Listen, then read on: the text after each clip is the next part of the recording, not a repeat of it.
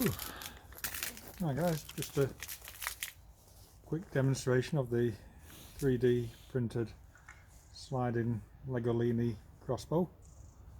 I've got another video on this showing it shooting. It was just a bit of an update really. Just going to have a little bit of a shoot in the back garden. Drop the bolts into the magazine. Holes either 6 or 7. Probably room for another one in there. We'll leave that out for now.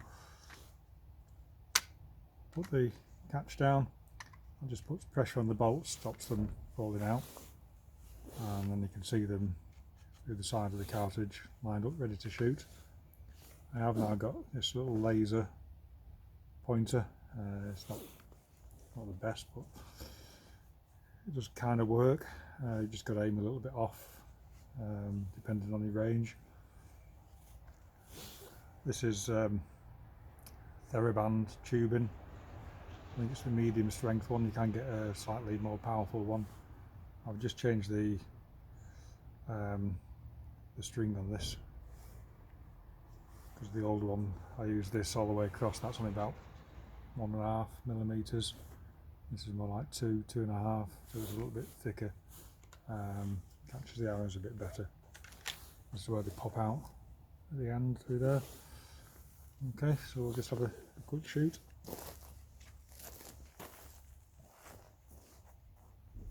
You just hold the trigger like this, draw it back,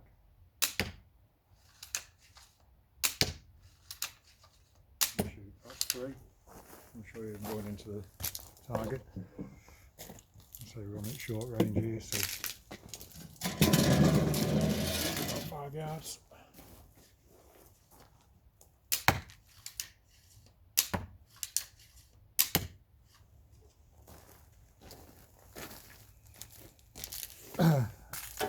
Didn't have the laser on then. It's not really worth putting on for this short range. It was just a quick demo really.